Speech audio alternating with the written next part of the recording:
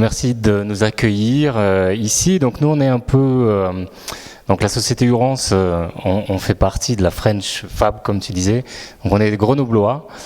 On a une petite entité ici à Sofia, quelques personnes. Donc c'est pour ça qu'on est là. Donc merci encore de nous accueillir. Alors là, l'objet de ce talk là, c'est présenter un retour d'expérience sur un use case d'industrie 4.0.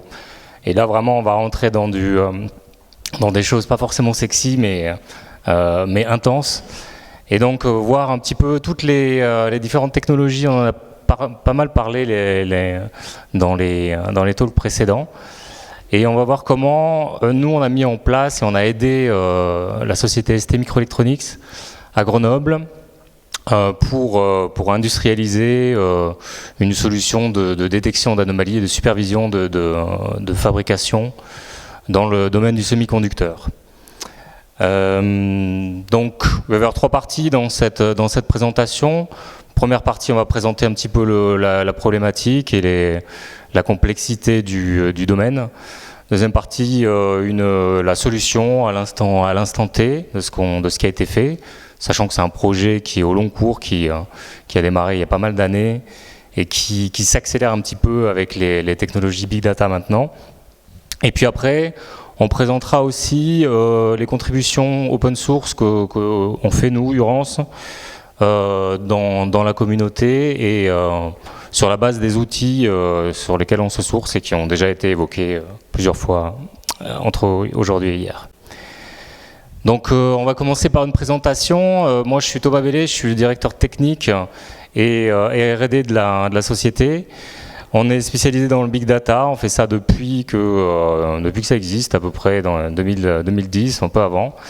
On a beaucoup œuvré dans le monde Hadoop. On est vraiment, donc on a 5 parties à peu près d'activités. On travaille sur du conseil, donc on cadre des initiatives big data, on size des infrastructures type Hadoop et distribution Hadoop et autres aussi, NoSQL. On a sizé et défini les clusters de beaucoup de gens dans le CAC 40, donc beaucoup de banques, beaucoup d'acteurs de gros comptes.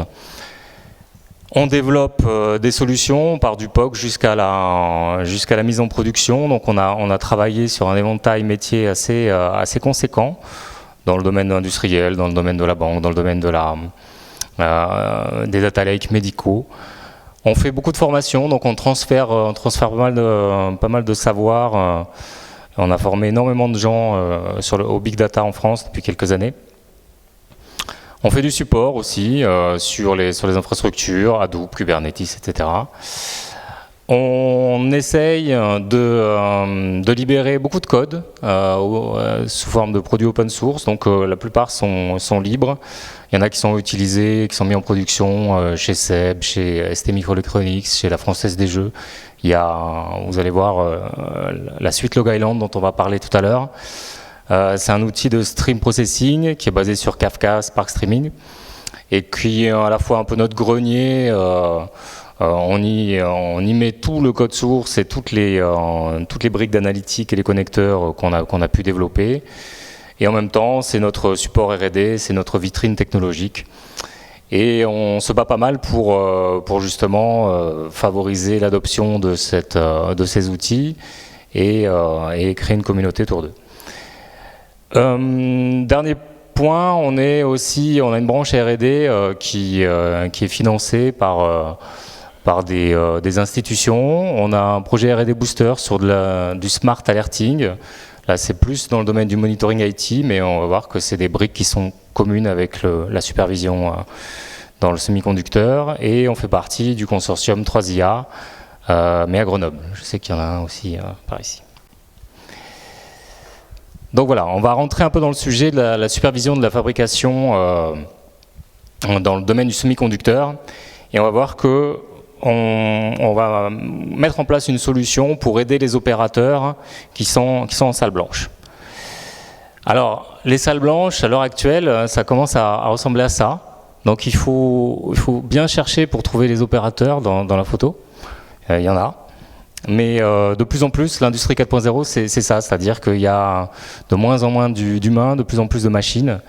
Et encore, ça, c'est une salle qui est d'une ancienne génération. On ne voit pas, normalement, dans les nouvelles salles, au plafond, vous avez tous les rails de circulation des galettes, enfin des wafers, les puces de semi-conducteurs qui circulent, et donc tous les trajets sont automatisés. Et il y a toutes les étapes de processing en fait des différentes puces microélectroniques qui circulent à l'intérieur des tools qu'on voit ici. Donc les opérateurs tendent à disparaître, il y en a de moins en moins, et ceux qui restent en fait ont une charge de travail assez colossale pour essayer de comprendre et de superviser les opérations à l'intérieur de chaînes de production aussi complexes. Donc, dans les chaînes de fabrication de ce type-là, il y a pas mal de challenges. Les processus sont extrêmement sophistiqués. On grave du transistor à l'échelle du nanomètre.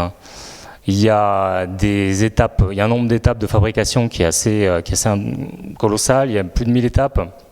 Un cycle de vie d'une galette de microélectronique, c'est plusieurs mois, c'est 2-3 mois. Il peut y avoir une étape qui merde à un instant T et on peut jeter plusieurs millions de dollars de production. Donc c'est vraiment des chaînes de production critiques. Les systèmes d'information, informatiques, industriels qui sont là derrière sont extrêmement complexes. Il y a des MIS, il y a des SCADA, il y a de l'automation, il y a beaucoup d'interactions entre les systèmes. Et en fait, le travail principal des opérateurs de la supervision, c'est de comprendre les désynchronisations qu'il peut y avoir entre les différents systèmes pour essayer de détecter les anomalies.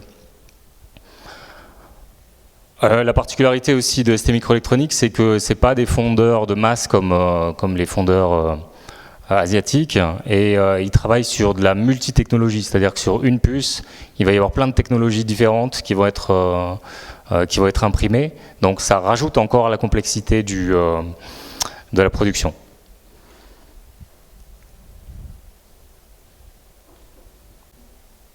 Donc on a besoin de supervision.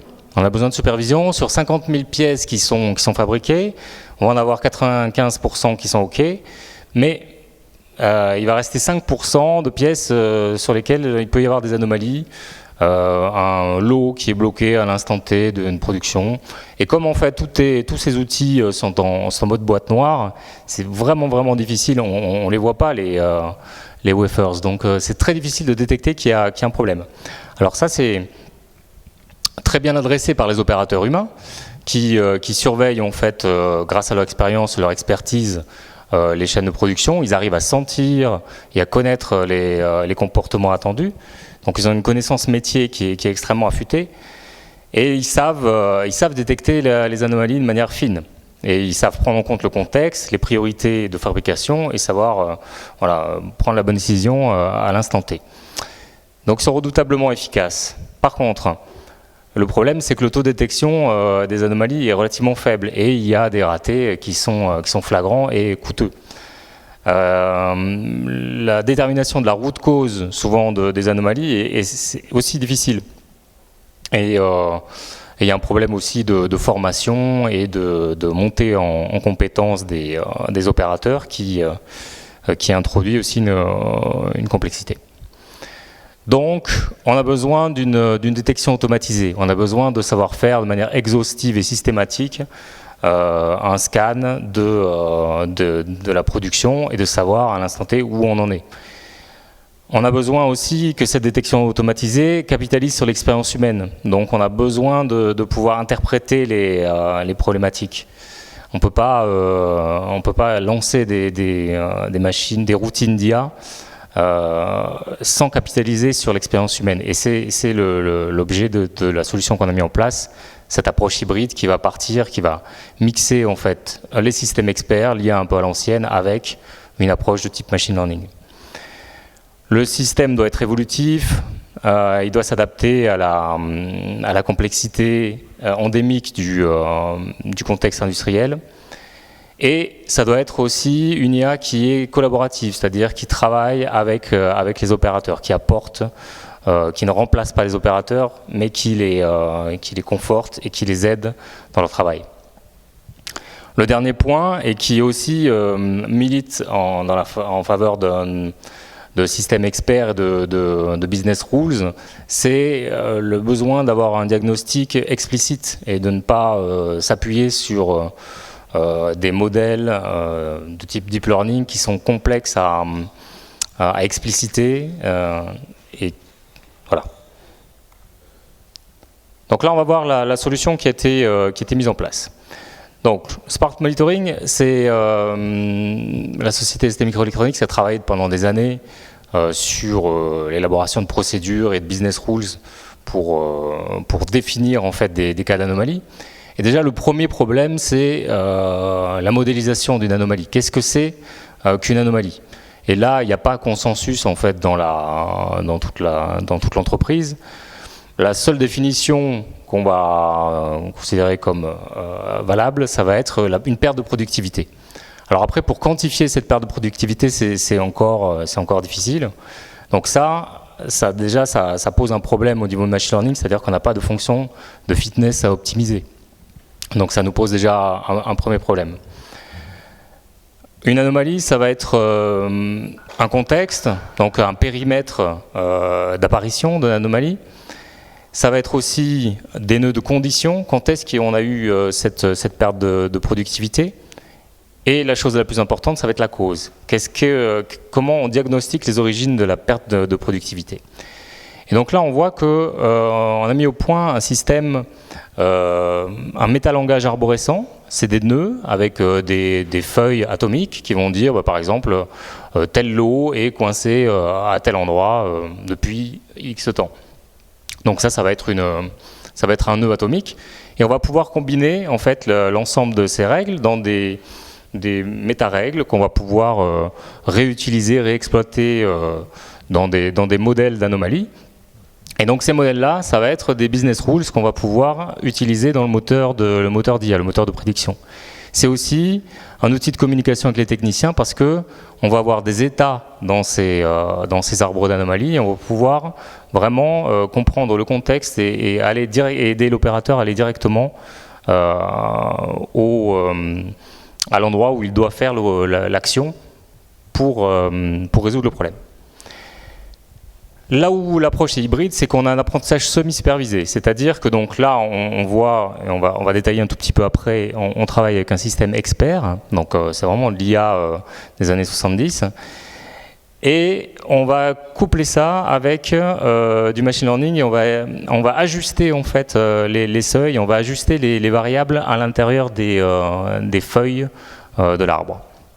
On va aussi semi-superviser les solutions en tenant compte des retours des opérateurs à partir du système et de savoir ajuster les prédictions avec les faux positifs, faux négatifs qui ont été remontés par les utilisateurs. Donc le premier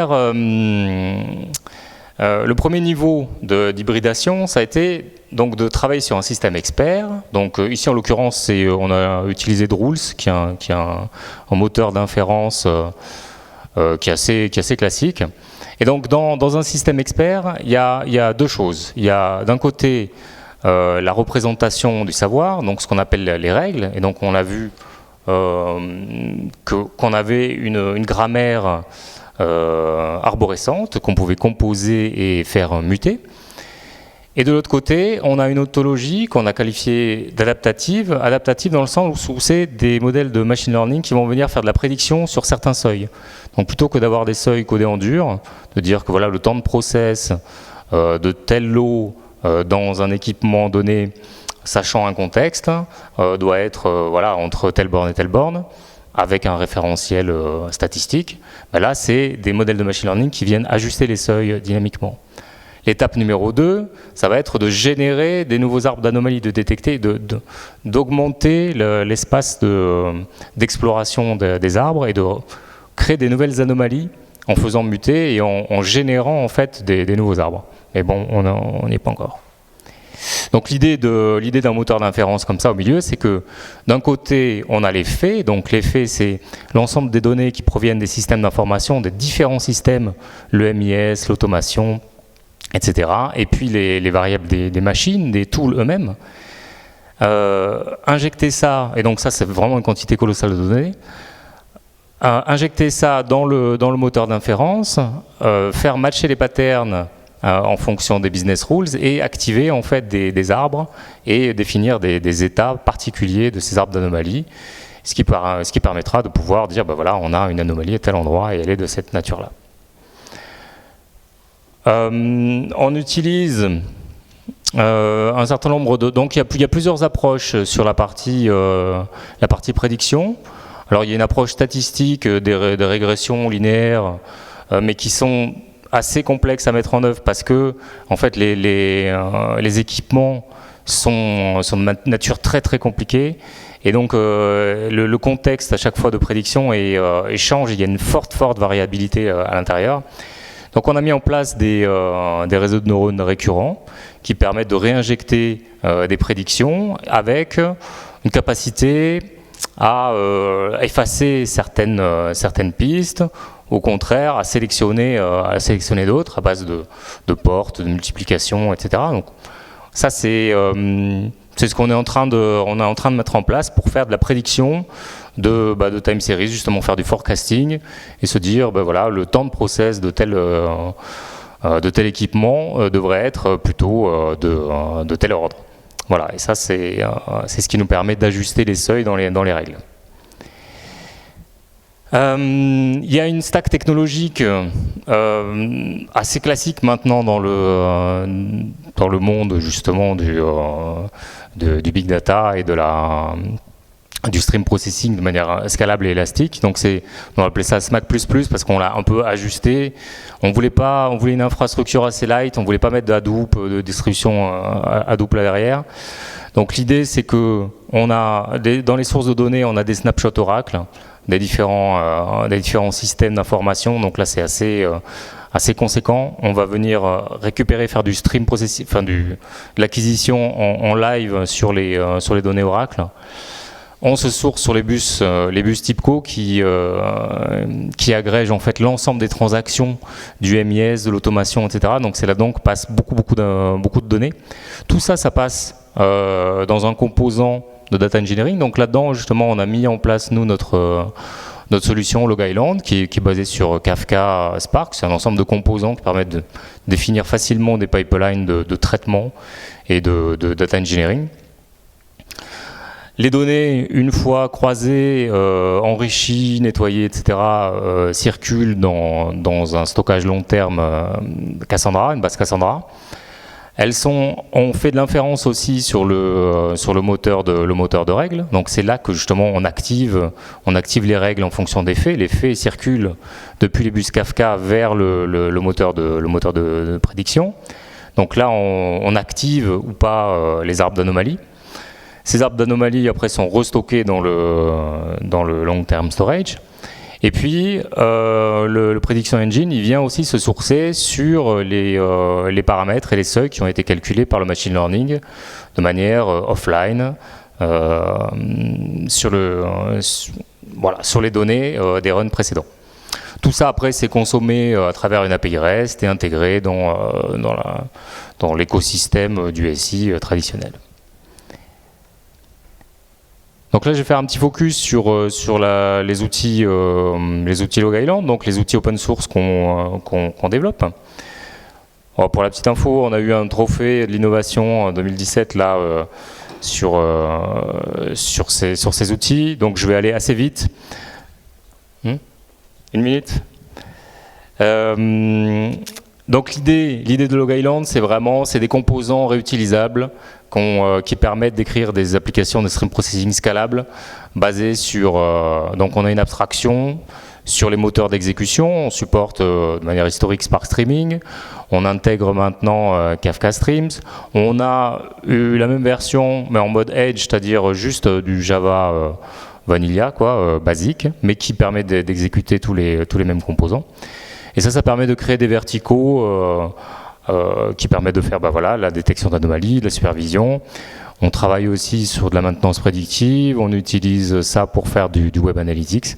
Voilà, tout ça c'est open source et ça permet d'intégrer aussi des composants de machine learning qui sont appris en mode offline à travers de l'openface ou des solutions qui permettent d'embarquer des modèles et des environnements complexes à travers des API REST. Donc on peut faire pas mal de choses avec ça. On travaille aussi là sur le projet R&D Booster sur un data historian, donc ça correspond un peu à ce qui a été dit avant. Alors on a parlé d'InfluxDB, on a parlé de CredDB. Nous, on travaille sur un data historian, donc un stockage de time series qui est un poil différent. Il est vraiment orienté sur la recherche de patterns. Et donc, on travaille beaucoup sur l'agrégation symbolique, sur des approximations qui nous permettent deux choses, c'est-à-dire de pouvoir compacter et vraiment de pouvoir stocker, réduire le coût de stockage des séries temporelles et en même temps d'indexer pas mal de méta-informations, dont des approximations symboliques qui permettent vraiment de pouvoir faire de la recherche de patterns en mode textuel sur des formes de courbes, etc. Donc voilà, tout ça c'est dispo sur GitHub. Et n'hésitez pas à nous contacter ou à discuter des différents projets et avoir des retours d'expérience. Merci.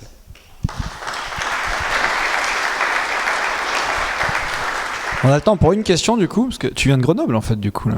Ouais, donc au moins une question pour toi. Après il y a le cocktail, mais c'est juste histoire de garder plus ou moins le timing. Parce qu'il y a une question dans la salle. Sinon moi j'en ai une en stock toujours. J'ai toujours un petit truc sous le coude. Oui, alors.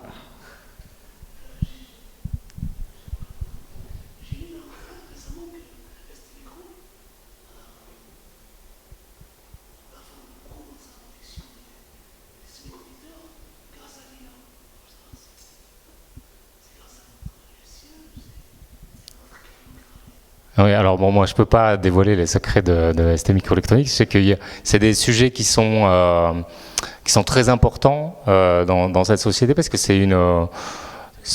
Alors la question c'est la place de l'IA dans le business model d'ST et voilà. Donc effectivement, on voit que s'il y a bien des entreprises pour lesquelles l'IA a du sens, et c'est bien ce genre de secteur d'activité où tout est extrêmement automatisé. Il y a déjà énormément d'informations qui circulent dans les bus, donc tout est fait pour qu'on puisse travailler de la donnée et apporter de la valeur à partir de ces données-là. Là, les retours sur investissement sont assez clairs, c'est-à-dire que détecter certaines anomalies, ça permet vraiment de diminuer les pertes en production. Donc on peut vraiment mesurer les gains que ça apporte. Après, effectivement, je pense qu'il y a un niveau stratégique qui est encore bien supérieur à la supervision. Ça, je laisse ST s'exprimer sur ce sujet-là. Oui, en plus, je crois qu'il y a c'est vos voisins, là. Il y a une petite branche ici. Ouais. Merci beaucoup. Encore merci à Thomas d'être venu. Donc encore une fois, toutes les questions au cocktail. Encore des applaudissements pour tous nos intervenants.